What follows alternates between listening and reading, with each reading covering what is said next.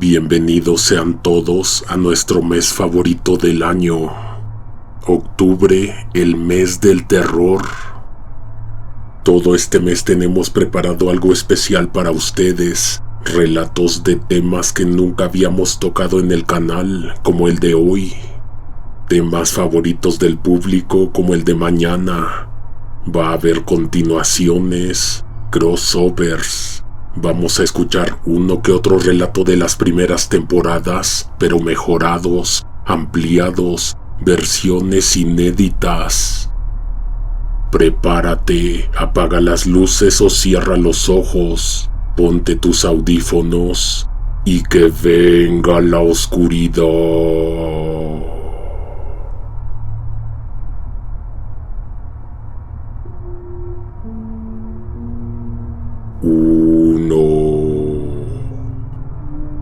Tenía miedo de escribir esto, porque yo tengo la teoría de que el insomnio se contagia. Estoy seguro de que existen condiciones médicas o factores externos que lo propician, pero yo siento que te puedes enfermar de insomnio solo pensando en ello. Tengo miedo porque estuve 3 meses sin dormir. No literalmente, lograba dormir media hora, máximo 1 hora, o a veces un poco más, en segmentos breves, tan fugaces que apenas lo reconocía. No sentía descanso, no sentía que mi cuerpo recuperara nada. La primera vez que conté 36 horas de corrido sin cerrar los ojos, seguía de pie, tambaleante, con la piel reseca, los párpados pesados, pero incapaces de ceder. Probé cada remedio que me recomendaron. Salir a caminar hasta el cansancio, té de manzanilla, leche tibia, leer la Biblia, porque dicen que el diablo te da sueño con tal de que dejes de leerla. Hasta terminé en una tina, rodeado de sales aromáticas y vapor. El agua caliente me relajó, sí, pero no lo suficiente. Me recosté en la cama con el cuerpo rendido y entonces empezó lo peor, el pensamiento. ¿Qué pasaría si no duermo las próximas 24 horas? La idea se me clavó como una astilla. El corazón me latía rápido. Cada golpe contra el pecho me recordaba que estaba despierto, que no había forma de engañar al sueño. Pasaron minutos eternos. La cama se volvió un campo de batalla. Me revolcaba buscando postura, viendo el techo como si esperara que algo apareciera ahí. Cada ruido del exterior se amplificaba. Un carro que pasaba a lo lejos, un perro que ladraba, una gotera. El silencio entre cada sonido era aún más denso, como si se estirara el tiempo mismo. Amaneció y yo no había logrado dormir ni siquiera 20 minutos, quizá 10. Lo supe porque tenía el reloj al lado, con su manecilla marcando cada segundo desperdiciado. El tic-tac me reventaba en los oídos como un martillo y peor aún, cada vez que miraba la hora, sentía que me quedaba menos tiempo antes de tener que levantarme para bañarme e irme a trabajar. Fui con un médico general, me hizo preguntas de rutina, revisó mis ojos inyectados en sangre y después de un rato me refirió con un neurólogo. Yo pensaba, debería haber neurólogos 24 horas porque los que sufrimos esto no tenemos nada que hacer en la madrugada más que enloquecer. Tuve la cita a las 6 de la tarde en una torre médica al sur de la ciudad. El edificio tenía ventanales polarizados que reflejaban la tarde gris y al entrar, todo olía a aromatizante caro, como a clínica privada donde no se atiende a cualquiera. El consultorio estaba en un piso alto. El elevador me dejó frente a una puerta con una placa minimalista y sin adornos. Dentro, el ambiente no era el de una sala de espera común. Las luces eran tenues, cálidas, más de hotel de lujo que de hospital. Una lámpara indirecta iluminaba un cuadro abstracto y los muebles eran de piel oscura. Había silencio absoluto, apenas roto por un zumbido eléctrico de los aparatos en reposo. Todo transmitía que ese lugar costaba caro, que ahí no ibas a esperar sentado con otros pacientes, sino a sentirte observado desde el momento en que entrabas.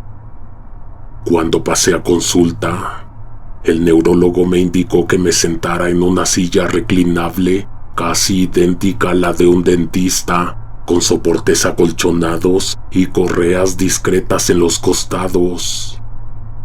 Me colocó un cabezal metálico y me pidió que no moviera la cabeza. Luego acercó un aparato con luces que me apuntó directo a los ojos. Cada destello me dejaba una estela de puntos brillantes, como si fueran luciérnagas atrapadas en la retina. Después me conectó unos sensores fríos en el cuello y en la base del cráneo. Eran parches con cables que iban a una máquina que hacía un clic tenue cada que se encendía un registro. Sentí un cosquilleo eléctrico que subía y bajaba por la nuca. Mientras lo hacía, me pedía que respirara lento, que no parpadeara tanto y que siguiera un lápiz con la mirada. El consultorio olía a madera encerada y a plástico nuevo, y en medio de ese silencio caro, lo único que sonaba era mi propia respiración entrecortada y el zumbido insistente de la máquina que parecía registrar cada fallo de mi cuerpo cansado. El doctor me dijo que necesitaba ir por otro lápiz, que ese ya no servía, y me dejó mirando hacia el frente, inclinado a 45 grados. Escuché que abrió una puerta y salió. La música ambiental que tenía en el consultorio se apagó de golpe. Pensé que sería la música de su teléfono y como probablemente fue a alguna bodega a pedir el lápiz, se le desconectó. Entonces escuché un silbato en el corredor. Si has tenido insomnio, sabes de qué silbato te estoy hablando. En muchas colonias, a falta de policías, hay veladores que recorren las calles en bicicleta o en carro y pasan silbando en las esquinas, como diciendo, las 12 y sereno. Ese mismo silbato escuché, pero en el corredor que conectaba los consultorios. Después vino un grito, corto, apagado, como si lo hubieran sofocado con una mano. Venía de la pieza de al lado, atravesando la pared como un cuchillo. Intenté levantarme, pero descubrí que estaba amarrado a la silla por los brazos y por las piernas. Juraría que el doctor nunca me puso las correas. La luz comenzó a atenuarse lentamente, como si alguien estuviera bajando un regulador invisible. Primero amarilla, luego anaranjada, después roja, hasta que todo se hundió en completa oscuridad. Quise gritar, pero nada salió de mi garganta. El silencio me estrangulaba. Y en esa negrura total, sentí una mano fría tocarme el rostro. Era una caricia lenta, como reconociendo mis facciones. De pronto se encendieron las luces, o mejor dicho, desperté. El doctor estaba frente a mí, me miraba con una cara que me espantó. No parecía molesto ni cansado, sino realmente sorprendido, como si hubiera visto algo que yo no. El doctor, todavía con esa cara de sorpresa, me dijo que necesitaba mostrarme algo. Sacó su teléfono y reprodujo una nota de voz. Era mi voz, no me quedó duda, la entonación, los titubeos, hasta la forma en que arrastraba las R's, pero lo que decía no tenía sentido. Eran frases cortadas, nombres que no reconocía, direcciones de calles que no recordaba haber visitado nunca.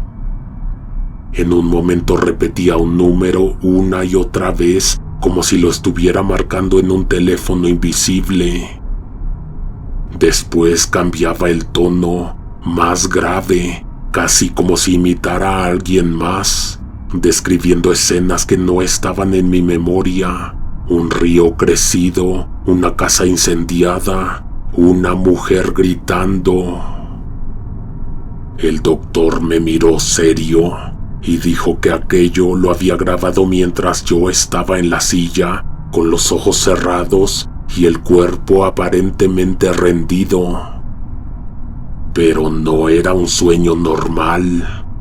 En la máquina de registro, mi actividad cerebral marcaba un estado REM intenso, como si estuviera en sueño profundo, y al mismo tiempo las gráficas mostraban picos violentos, desordenados. Lo que se me hizo peor fue cuando me describió lo que mi cuerpo había hecho. Dijo que de pronto empecé a moverme con espasmos, como si quisiera levantarme de la silla. Eso sí, me dijo que en un sueño profundo son muy comunes estos movimientos.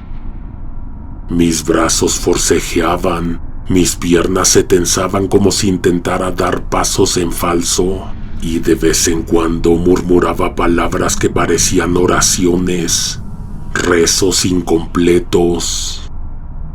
El neurólogo insistió en que lo más inquietante fue mi rostro. Aseguró que por momentos parecía transformarse. Los músculos de la cara se contraían de formas anormales, mis ojos se movían debajo de los párpados como si observaran algo a gran velocidad.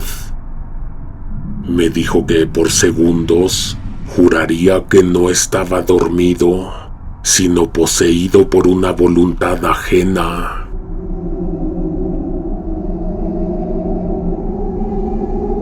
El doctor me tomó los signos vitales, estaba bien. Pulso normal, presión normal, respiración dentro de rango. Le pregunté qué era lo que me había provocado ese estado, en qué momento había notado mi cambio. Me dijo que todo había empezado con los estrobos, que en cuanto encendió las luces para revisar mis reflejos oculares, mis gestos comenzaron a alterarse. Le rogué más bien que los volviera a poner.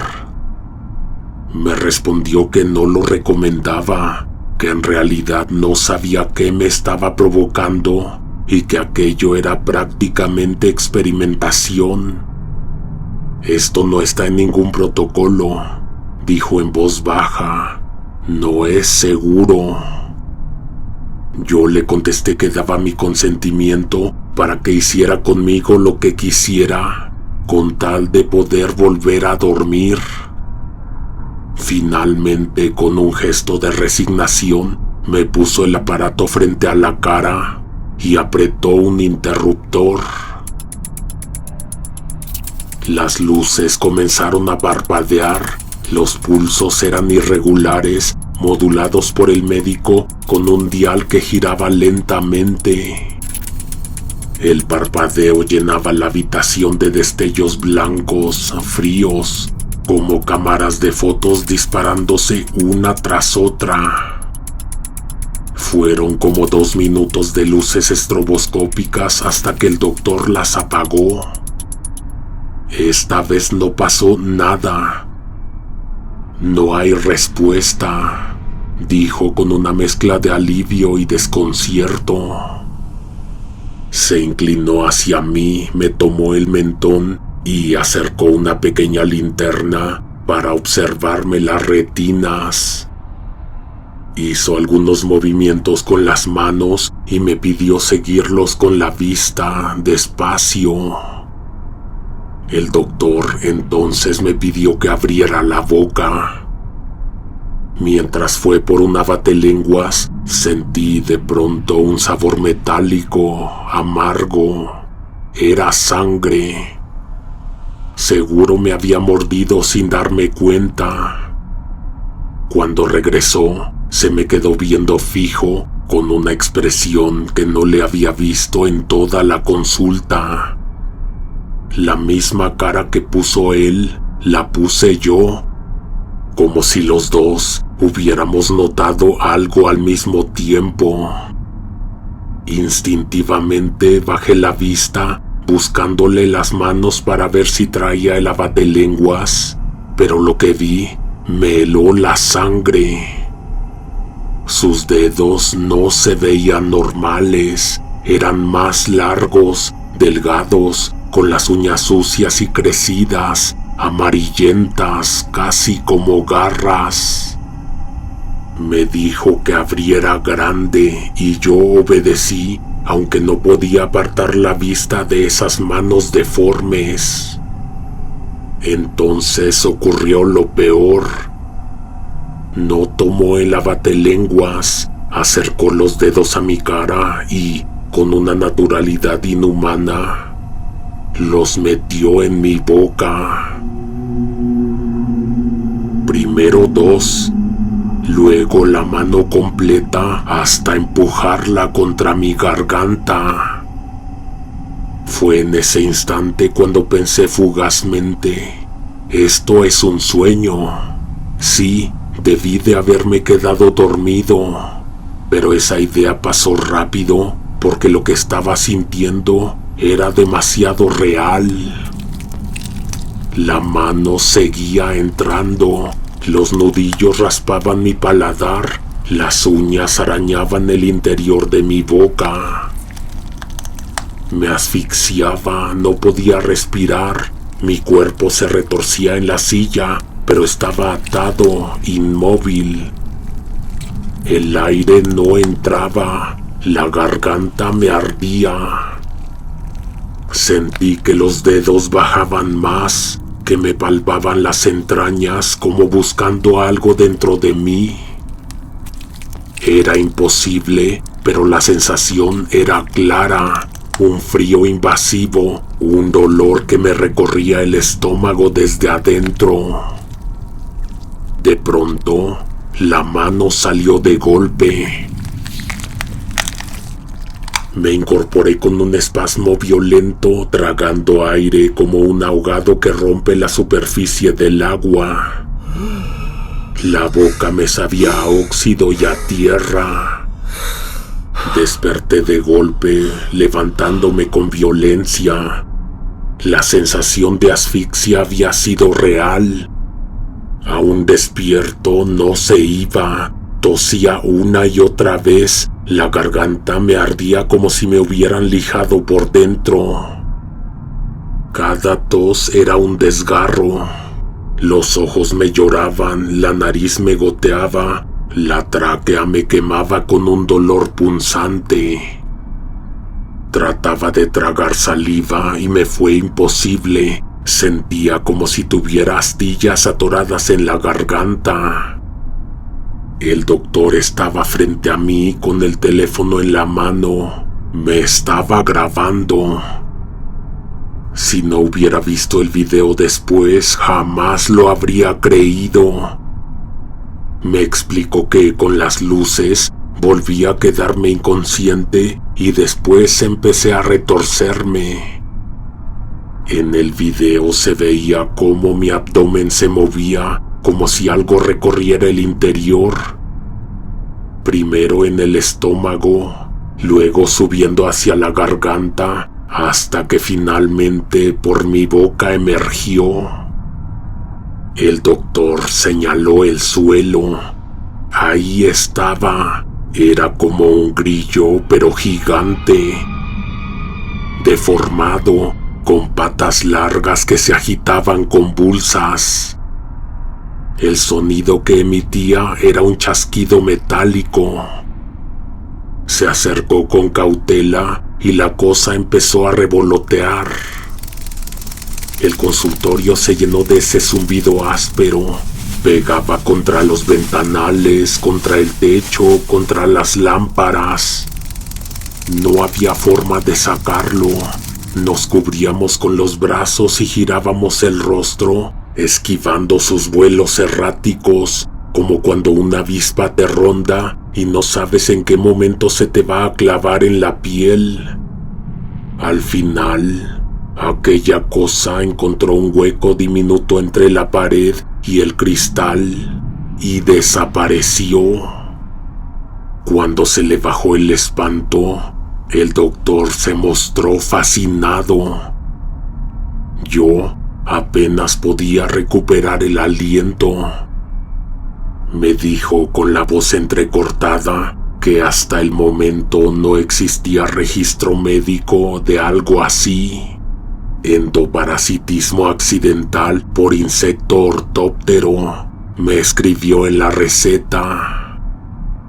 Explicó que, en teoría, ciertos insectos podían usar organismos mayores como hospedaje transitorio, pero jamás se había documentado algo de ese tamaño en un ser humano.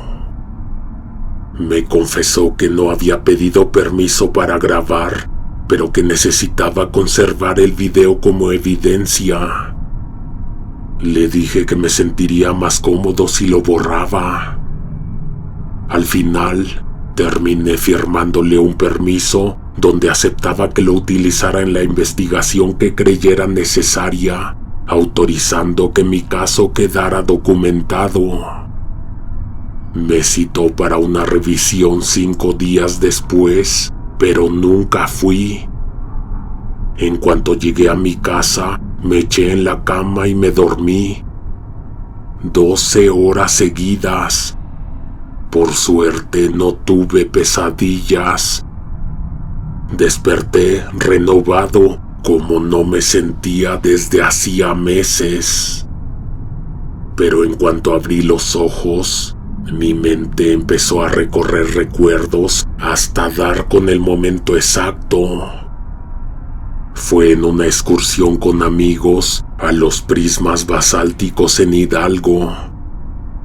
Nos tomamos fotos en cada mirador. Hacía mucho viento, el cielo estaba despejado y de pronto sentí que algo se me metió a la boca y se me fue a la garganta. Mi amiga me lo confirmó, lo vio. Un grillo de tamaño normal. Hugo se tragó un grillo, gritó entre risas y todos se burlaron de mí.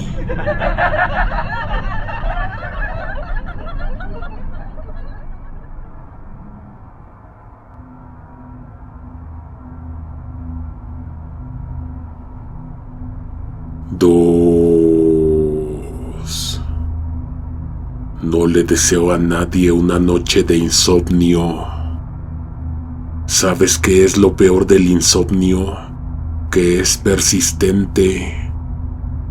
No se trata de una sola noche en vela. Puede durar 3, 5 días, meses, años.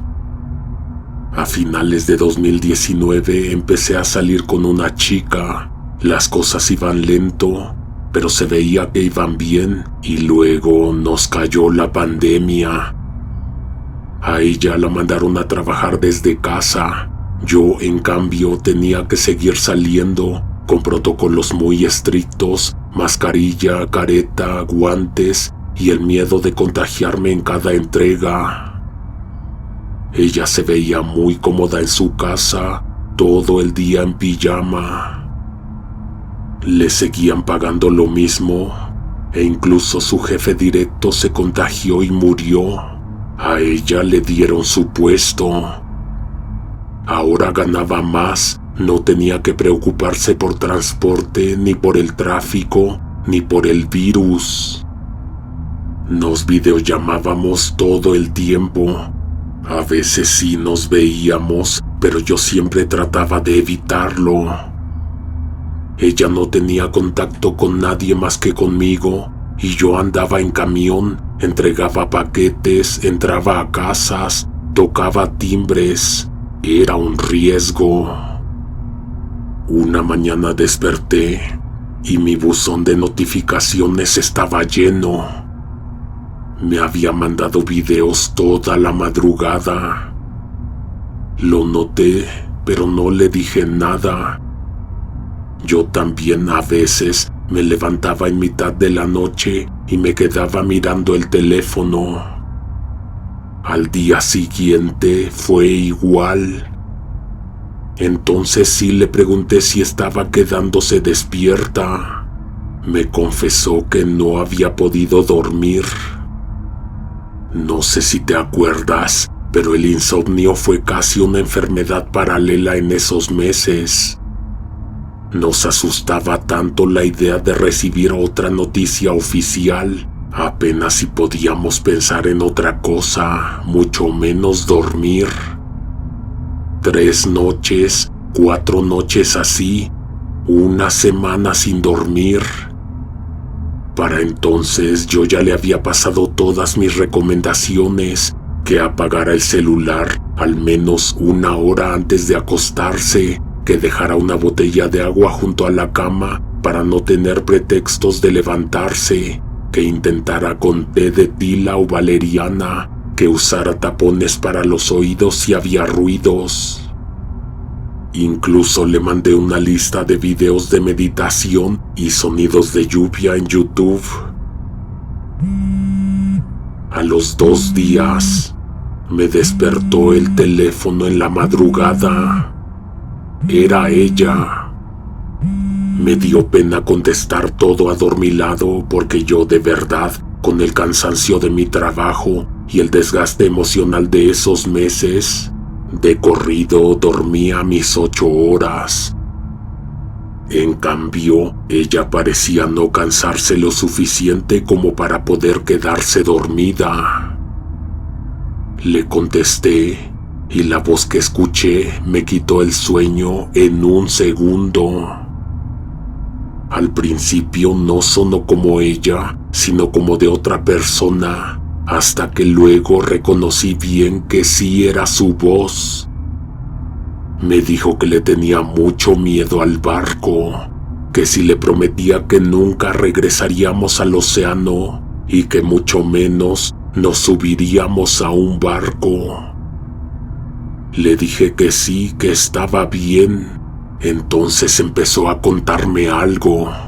3 años atrás se había subido a un bote de esos que van a gran velocidad durante unas vacaciones.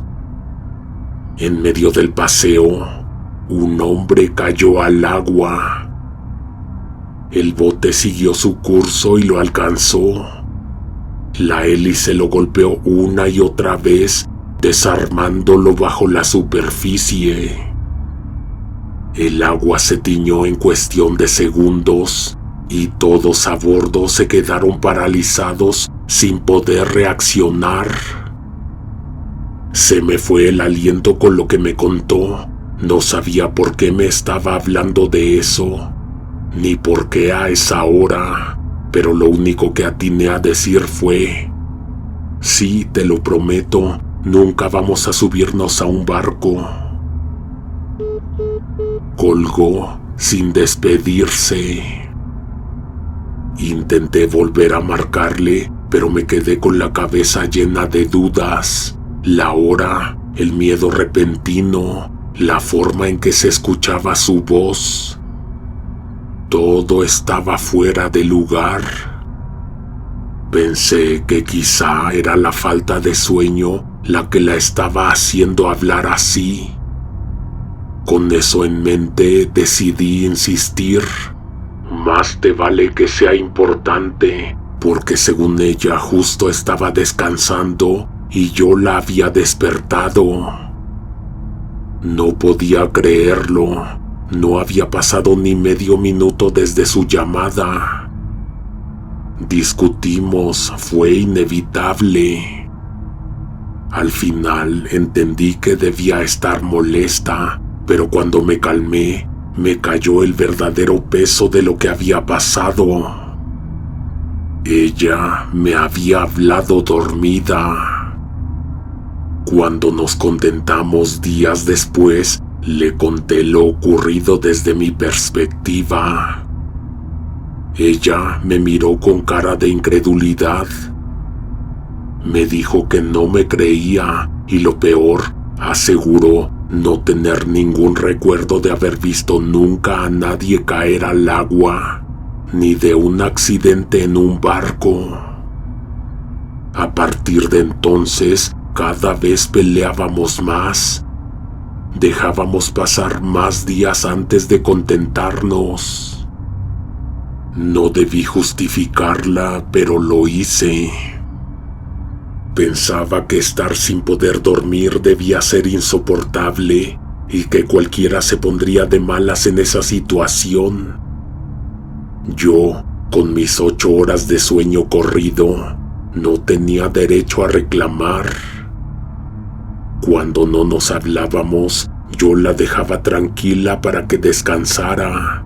No quería ser otro motivo de preocupación. Una noche me levanté de madrugada al baño. Al volver a la cama pensé en mandarle un mensaje. Seguro estaba despierta, probablemente en línea. El impulso se me detuvo de golpe. No sé qué me pasó por la cabeza, pero abrí la aplicación donde pude ver su localización. La teníamos compartida de manera permanente, pero yo casi nunca la revisaba. Ella no salía absolutamente para nada de su departamento, ni al súper. Todo se lo dejaban en la puerta. Pues qué sorpresa me llevé. En su casa no estaba. Su punto en el mapa aparecía a varios kilómetros de ahí. Había salido. Me quedé viendo la pantalla con la respiración contenida. Me costaba trabajo entenderlo.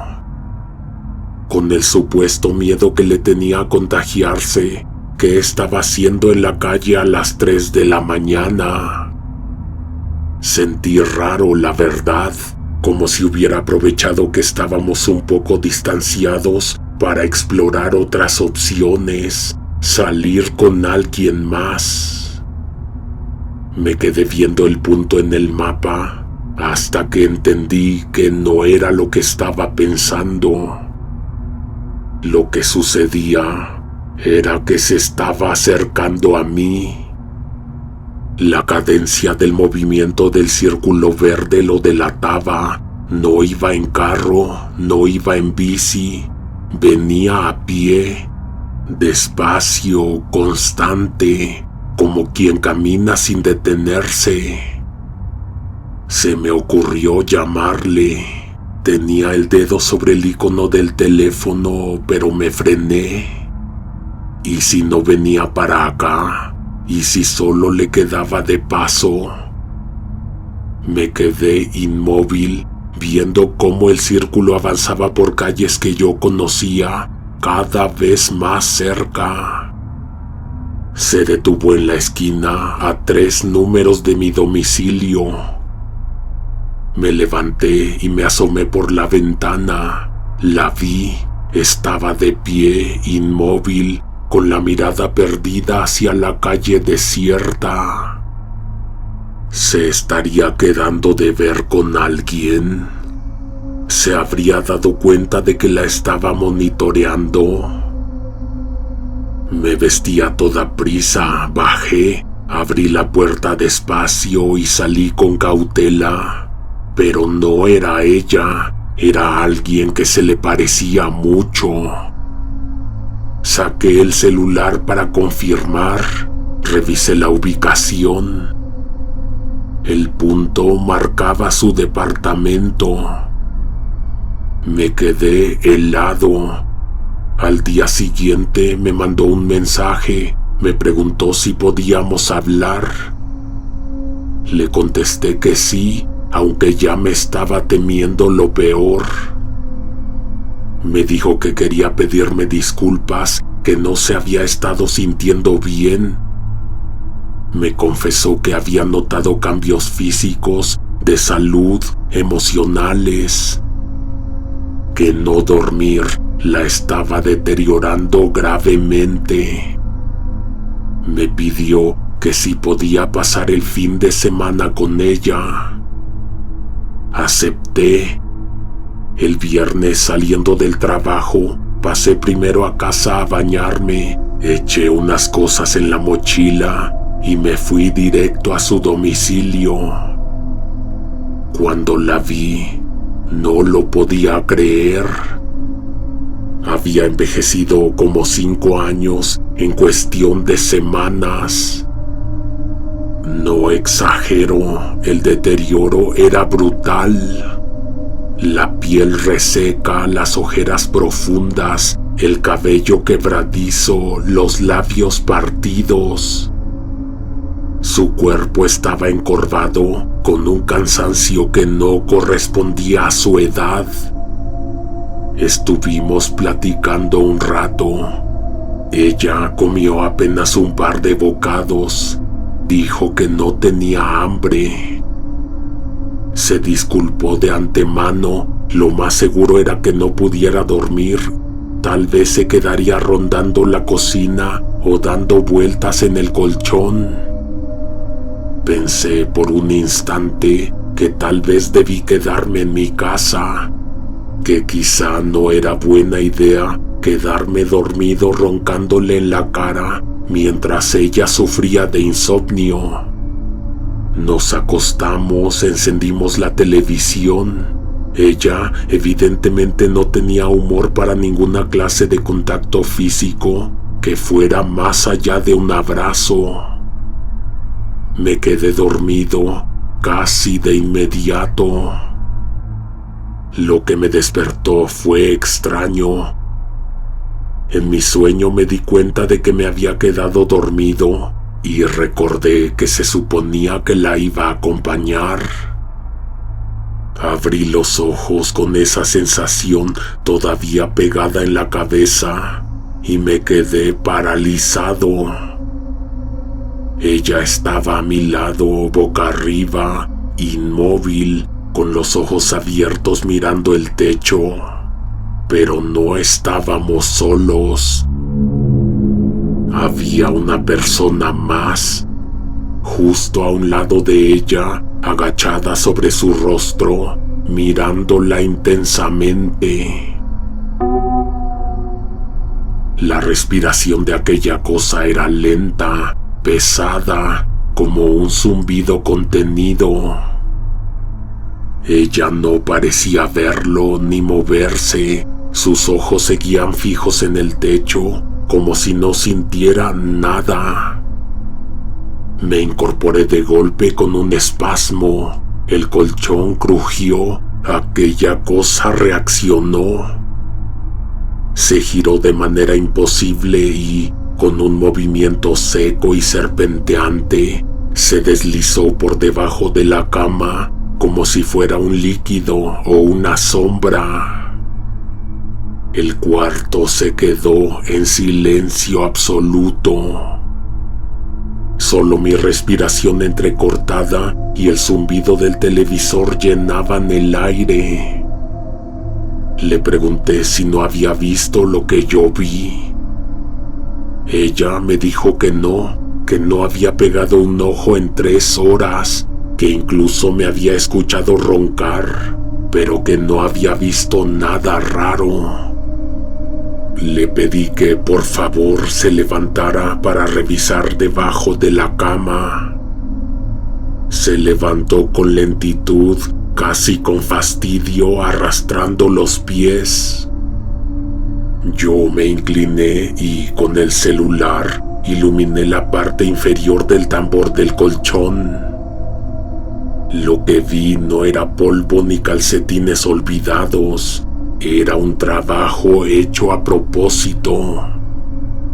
Habían amarrado una tela negra desgastada con nudos gruesos en forma de cruz, y esta estaba sujetada en los tubos del tambor.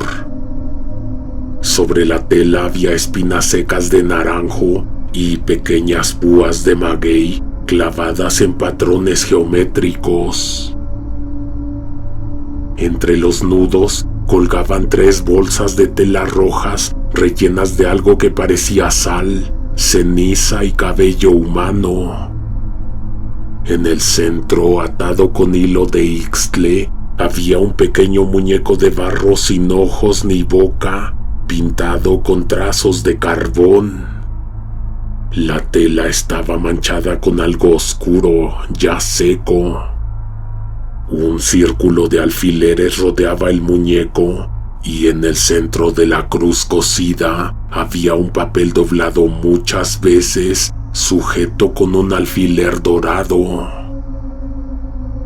Era un trabajo minucioso, no improvisado. Parecía diseñado para amarrar a alguien al insomnio, para que no pudiera descansar. No era el tipo de cosa que uno ve en una tienda esotérica. Eso tenía horas de mano y una intención precisa. El aire debajo de la cama olía a tierra, como a una tumba recién abierta. ¿Quién te lo hizo? Piensa, le insistí. Se quedó callada mirando al vacío. Podía imaginarla repasando una lista interminable de nombres, de rostros, buscando enemigos donde quizá no los había. Tardó mucho en contestar. Al final me juró que no tenía idea. Echamos aquella cosa con cuidado en una caja de regalo que yo había traído semanas atrás y la pusimos junto a la puerta. Echamos aquella cosa con cuidado en una caja de regalo que yo había traído semanas atrás y la pusimos junto a la puerta para tirarla en cuanto escucháramos el camión de la basura. Revisamos debajo de la cama, asegurándonos de que no quedara nada más. Nos recostamos. Yo me volví a quedar dormido sin darme cuenta. Cuando desperté, por ahí de las 6 de la mañana, abrí los ojos y ella estaba bien dormida. Respiraba profundo, sin ojeras marcadas. Era esa cosa lo que la estaba perjudicando. Me levanté de la cama cuando escuché el camión de la basura.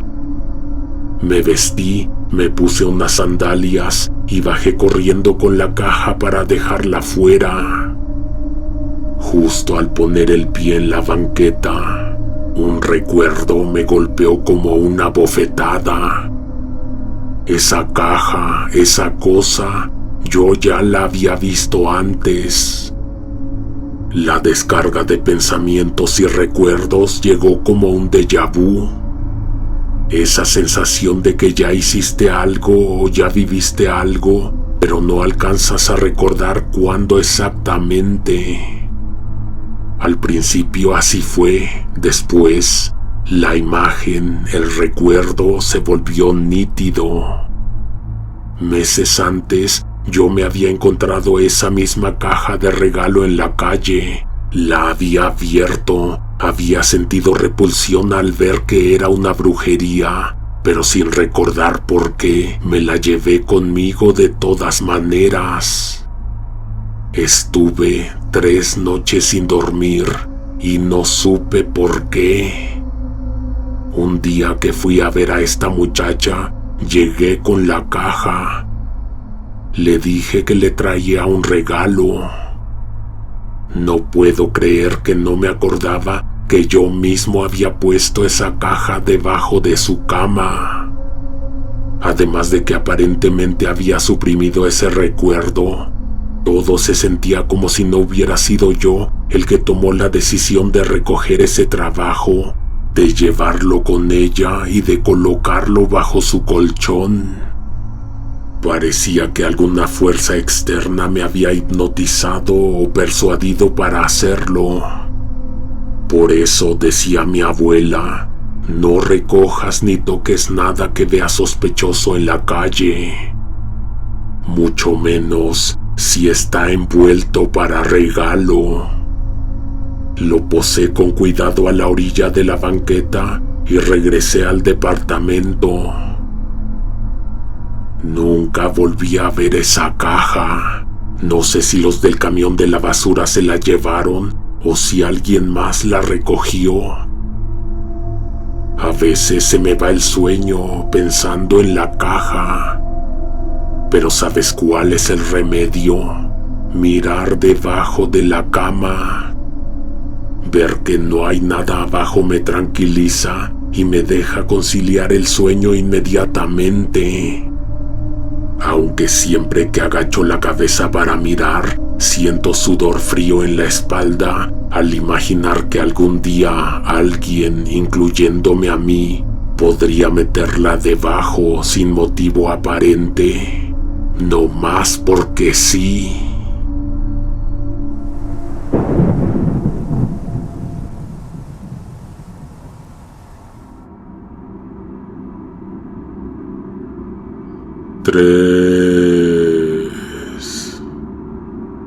Mirar el reloj si no puedes dormir es una forma de tortura. El tiempo se pasa rapidísimo. Ahorita son las 11 y piensas, si me quedo dormido en este momento voy a descansar unas 7 horas, pero das vueltas en la cama, cambias de postura, pones la almohada de un lado y del otro. Y cuando vuelves a ver el reloj, ya son las 12, la 1. Luego piensas, ahora sí me voy a dormir, aunque sean 5 horas, aunque sean 4. A las 3 de la mañana ya te resignaste. Sabes que no vas a dormir, que aunque cierres los ojos, lo único que harás será escuchar cómo tu corazón se acelera por nada. Y la regla que siempre se respeta es que, faltando nada para que suene el despertador, ahí sí el cuerpo se rinde.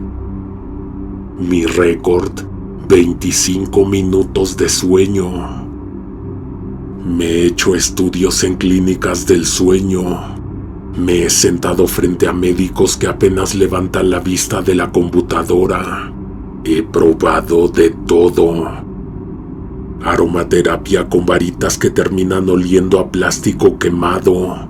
Música de relajación que se confunde con el ruido de los coches pasando por Tlalpan. Meditaciones guiadas en YouTube que terminan con comerciales a todo volumen. Incluso ejercicio al grado de llegar agotado, sudado, con la esperanza de que el cansancio físico apague la cabeza. Somníferos, eso se supone que es para ocasiones graves. Pero dormir solo 25 minutos no se te hace grave. Más grave todavía es volverte dependiente. Que la pastilla deje de hacer efecto y después no puedas dormir ni con ellas. No dormir es de las cosas más feas que puede experimentar una persona en esta ciudad. porque acá nunca hay silencio. Si no es la alarma de un coche, es una patrulla con la sirena o los gritos de alguien peleando en la calle. A veces, lo que te mantiene despierto no es tu cabeza, es el ruido de la ciudad que se mete como cuchillo a la medianoche. Con el tiempo terminé encontrando refugio en otros como yo, una comunidad de desvelados. Le llamábamos el Club de la Medianoche, y ahí estábamos, siempre conectados de madrugada, desahogándonos en mensajes que iban desde lo absurdo hasta lo desesperado. Otra vez no me dejó dormir el perro en la azotea. Hoy la gotera de la cocina no me dejó pegar un ojo. Llevo 3 noches escuchando un camión fantasma que frena en seco frente a mi ventana. Cuando no puedes dormir, cualquier sonido se multiplica. Una gota de agua se vuelve un taladro en la sien. Una lona sacudiéndose en el viento parece un látigo. Un perro ladrando a lo lejos retumba como si estuviera a tu lado. Pero el grupo no era solo de quejas. También compartíamos nuestros triunfos. Una noche milagrosa con 3 horas corridas de sueño. Una siesta en la tarde que se sentía como vacaciones.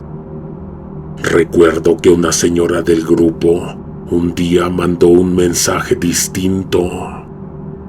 Contó que había ido de vacaciones a Asia y que en un mercado había comprado una mezcla de hierbas. Juraba que había sido lo único que la ayudó.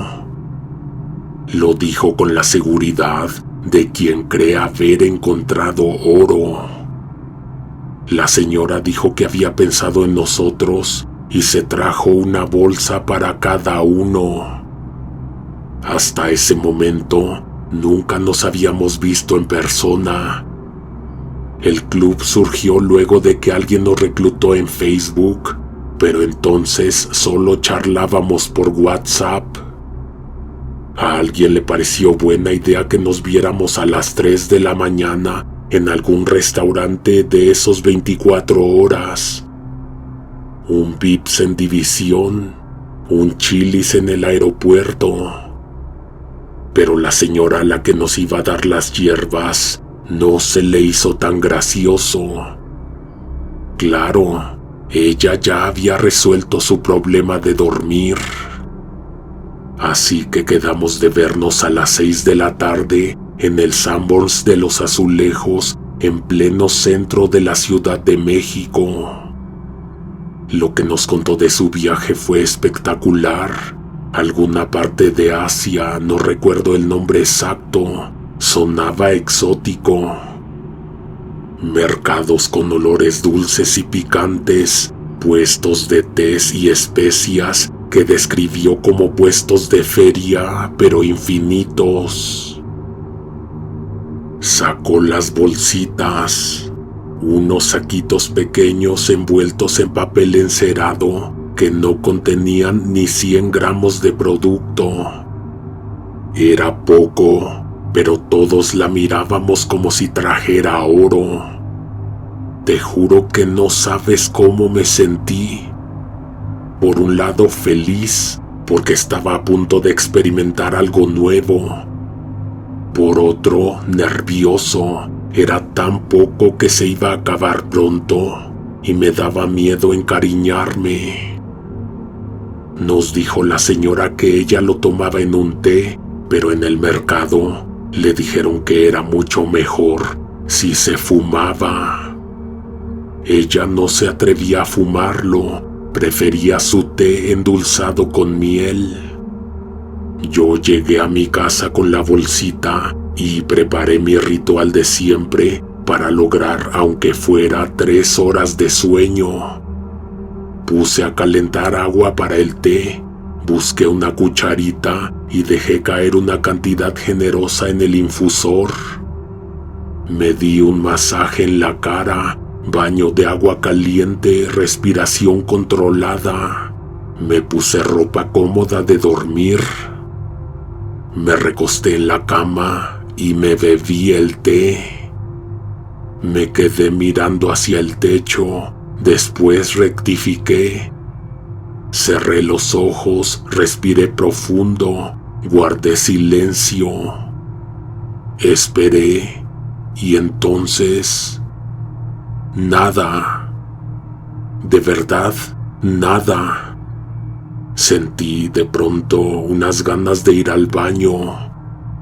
Tomar mucha agua antes de dormir, gran error.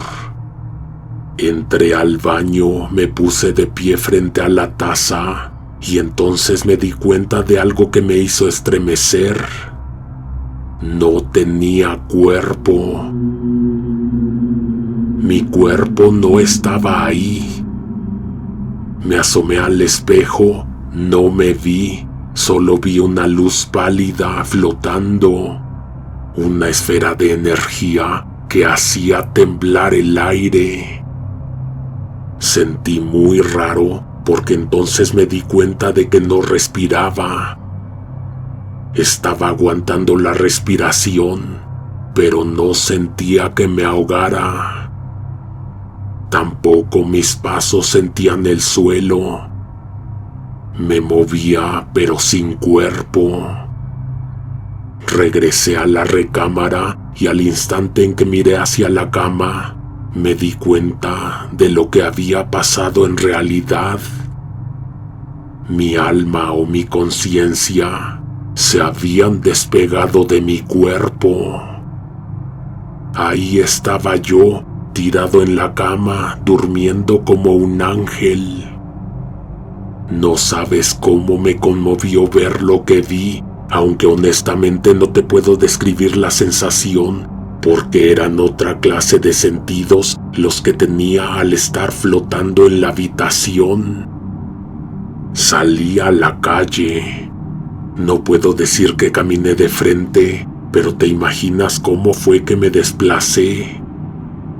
No había pasos ni peso, solo la sensación de moverse. Si quería, podía despegarme más del suelo. Más que lo alto de una casa, podía mirar desde arriba, ver la ciudad completa a mis pies.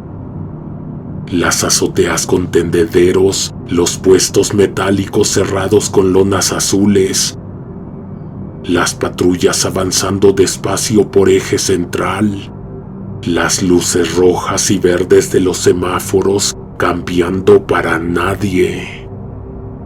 Me daba miedo, pero también me daba mucha emoción. Era como asomarse a un secreto que nunca te quisieron contar. ¿Estaría soñando o estaría teniendo un viaje astral? ¿Podría existir uno dentro del otro? Intenté ir a cualquier lugar y lo pude lograr. Fui a un puesto de tacos que sabía que estaba abierto hasta tarde, de esos que montan la plancha sobre un carrito y un toldo naranja en la esquina de una avenida. Vi a las personas ahí comiendo de pie, ignorando mi presencia por completo. Por cierto, no se oía nada, solo podía ver. Pensé que tal vez el sentido del oído era algo que no existía en el plano en el que me encontraba. Pero entonces pude escuchar algo. Primero fue un murmullo como viento en cables, luego una voz que vino como de arriba, profunda y sin dirección. Me dijo: no te alejes mucho de tu cuerpo, te puedes separar para siempre. En ese momento abrí los ojos. Eran las 7 de la mañana del día siguiente. Me levanté con una sonrisa en el rostro y de un salto me metí al baño. Ahora sí tenía cuerpo, ahora sí me veía en el espejo. Me dio un baño largo antes de revisar el teléfono. Había olvidado todo y a todos. Cuando vi las notificaciones, 150 mensajes, todas del grupo del Club de la Medianoche. Un muchacho que aún era estudiante universitario contó que se salió de su cuerpo y decidió recorrer los pasillos de su edificio en Copilco. Vio las puertas cerradas, los números pintados con calcomanías viejas, los botes de basura alineados. No había ruido, todo estaba congelado. Dijo que lo raro fue que, cuando flotó frente al espejo del elevador, no se reflejó nada. Solo vio el elevador vacío. Una señora que trabajaba en un banco relató que flotó hasta el patio de su vecindad. Vio las macetas, las jaulas de canarios tapadas con mantas, los tendederos colgando sin moverse. Dijo que lo raro fue que las veladoras del altar comunitario estaban encendidas, cuando ella misma había visto que las apagaron desde temprano. Daniel contó que se levantó en forma de energía y decidió ir a ver a su familia en Iztacalco. Se metió al cuarto de su hermana y se quedó parado frente a su cama. Ella se despertó de golpe, asustada, diciendo que había sentido que alguien la estaba viendo. Al día siguiente, en la comida, su hermana le contó que a las 4 de la mañana juraba que lo había visto parado en la esquina de su cuarto. Cada testimonio era igual de asombroso. Una muchacha que trabajaba en el Palacio de los Deportes dijo que salió a flotar por su colonia. Avanzó sobre los árboles de la avenida, viendo las luces de los semáforos cambiar para calles vacías. Llegó a la esquina donde siempre había un puesto de tamales y se quedó un rato viéndolo vacío. Lo extraño fue que al regresar, juró haber olido el vapor de los tamales en toda su sala, como si se hubiera traído el aroma pegado a su cuerpo.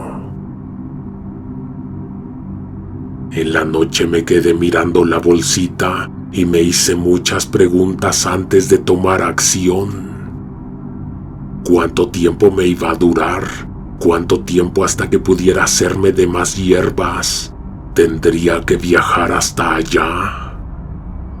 Todo el día no percibí efectos secundarios como con las pastillas para dormir, que te dejan como borracho al día siguiente, con la lengua pesada, sintiendo que ni siquiera descansaste. Esto era distinto. Era como si no hubieras estado despierto, pero tampoco dormido. Esta cosa era real. Todo el día tuve una energía que mi cuerpo ya no recordaba. Caminaba ligero, como si me hubieran quitado un peso de encima. Ya sé, pensé. Fui a comprar un cigarro a la tienda de la esquina. Le saqué el tabaco con cuidado y lo rellené con una pizca de hojas secas que trituré entre los dedos. Esta vez ni siquiera me bañé. Me recosté en la cama, me quité los zapatos y le inhalé profundo.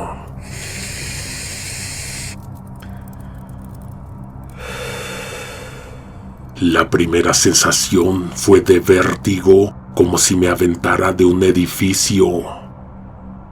La siguiente fue la ausencia de cuerpo.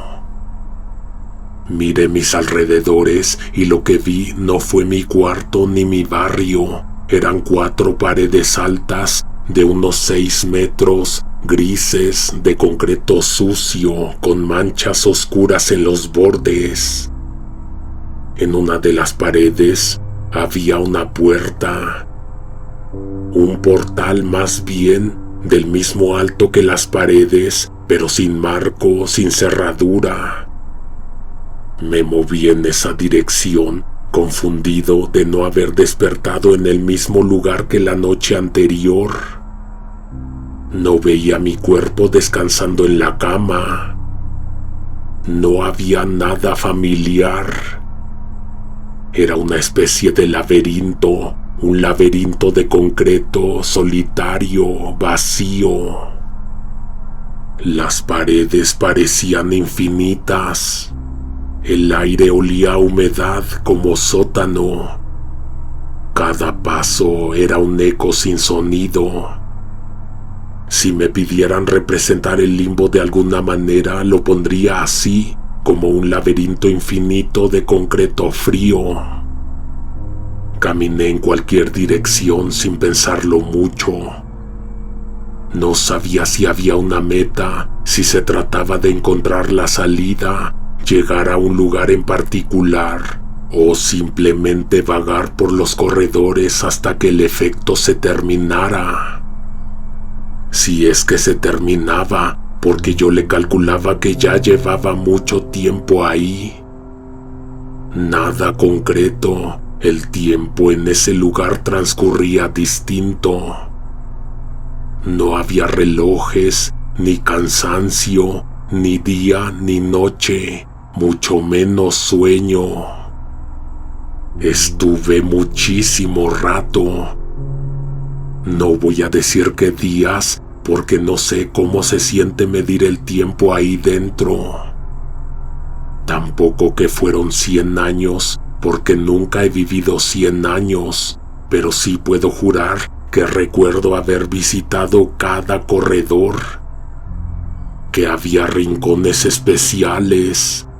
Uno de esos pasillos se abría a una sala donde había plantas, un jardín encerrado entre muros grises, árboles torcidos, hojas polvorientas, raíces que se incrustaban en el concreto. No había viento, pero las ramas se agitaban como si alguien invisible caminara entre ellas. Otra sala estaba llena de mis familiares fallecidos. Reconocía sus caras, sus gestos, sus maneras de mirarme, pero ninguno hablaba, solo estaban sentados en silencio, observando, como esperando a que yo dijera algo, pero en esa realidad yo no tenía voz. En otra habitación había un perro viejo, ciego, caminaba lento, tropezando con todo, chocando contra las paredes, como si buscara un dueño que no iba a llegar jamás. El golpeteo de sus patas contra el suelo retumbaba más que cualquier otra cosa en ese laberinto. En otra sala había un microscopio montado sobre una mesa metálica. Me acerqué y, al mirar por el lente, no vi células ni bacterias. Vi planetas, los vi enormes, lejanos, suspendidos en un vacío que parecía moverse dentro del ocular. Y en otra, una televisión encendida transmitía un programa infantil ruso, colores chillones, marionetas que se movían torpemente, voces agudas que no entendía. La señal estaba saturada, llena de interferencia, pero el programa seguía como si fuera en vivo. Recorrí todas esas salas, cada una más desconcertante que la anterior. Y entonces, un día, de golpe desperté.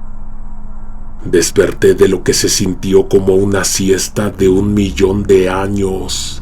Tenía la boca seca y un hueco horrible en el estómago. Miré el teléfono pero la batería estaba completamente consumida. Me costó trabajo levantarme de la cama. Tenía las piernas débiles, el cuerpo sin tono muscular, como si hubiera estado en reposo demasiado tiempo. Al llegar a la cocina, me quedé frío.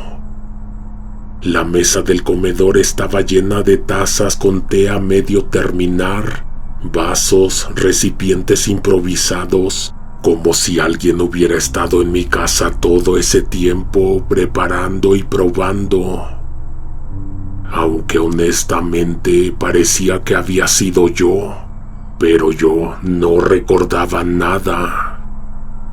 Me miré en el espejo, labios resecos, uñas largas, un sabor amargo pegado en la garganta. Cuando la carga del teléfono alcanzó para encenderlo, me fui de espaldas. Hice cuentas y había estado dormido 3 semanas exactas. El grupo de WhatsApp ya no existía. El club de la medianoche había sido dado de baja. Revisé y encontré mensajes de gente que preguntaba por mí, intentando localizarme, mensajes que se acumulaban hasta ser cientos, llamadas perdidas que terminaron todas en el buzón. Quise contactar a alguno de los otros insomnes, pero no tenía guardados sus números y sin el grupo fue imposible. Como si nunca hubieran existido. La situación me tenía confundido, pero al mismo tiempo estaba tranquilo, extrañamente en paz, como si mi mente se hubiera reseteado. Desde entonces ya no hay insomnio, algo lo reemplazó. El miedo a quedarme dormido. Sé que suena ilógico, pero ahora irme a la cama es como jugar a la ruleta rusa. Puedo dormir 8 horas o 12 o un día entero. A veces hasta 3 días de corrido sin haber tomado nada, sin té, sin rituales. Me asusta cerrar los ojos porque no sé cuánto tiempo va a pasar hasta que los vuelva a abrir.